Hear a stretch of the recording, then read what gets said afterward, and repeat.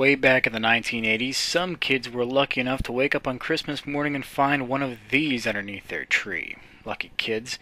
They opened it up, put it together, and were able to form the mighty Devastator. When Devastator crashed onto the scene in the 80s, he was an instant hit. How much of a hit, do you ask? Enough of a hit to grow up and draw awesome art of him, make cool 3D computer models, make small statues of him, which are awesome, customize their Devastator action figures so that they had far more articulation than they originally did, build 15-pound models of him, and even go so far as to build 5-foot statues of him. Now that's as tall as a really hot Asian chick. And here they are. Here are all of the Constructicons.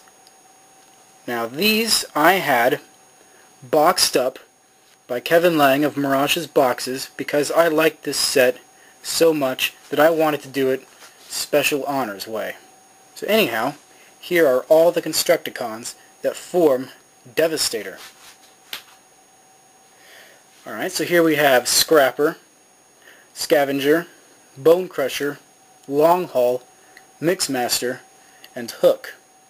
And so as you can see here, here's Scrapper. He's in this really nice box here. Here's Scavenger. Tech specs and everything.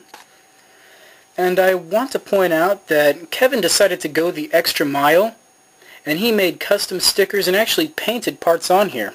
See, here's the arm, way back in here. Kevin made custom stickers because, again, this set came with really crappy stickers, but it was also molded in basically just green and a little bit of purple. And so he needed to paint on some parts that were purple and silver to make it look much nicer. And so, as you can see here, here's some silver right in there. He painted part of Long Haul silver. The big thing that needed to be done right here was not only the midsection of Mixmaster, but his grill. You can't really see in there, but that came molded in green. And so he painted that silver. He also painted the windows as well. And here is Hook, who forms the top half of the body of Devastator. He painted this connection section here in silver because on the original figure that part was actually metal so that the figure would hold together better. Now, like I said, a lot of people like Devastator. A lot of people love Devastator. I'm one of those people. And so, not to be outdone, I not only got this entire set to make Devastator, I also decided to get this. This is the custom box set for the world's smallest Transformers Devastator. So you can see this is basically a tiny version of the gift set that was released back in the 80s. Here's the G1 depiction of Devastator, and here's all the robots. Here's Hook, Bone Crusher, Mixmaster, Scrapper, Long Haul, and Scavenger. And it's in this really nice custom box, full color, like Kevin always does. Alright. And it is just a very well done piece and is, you know, a gem in my Transformers collection.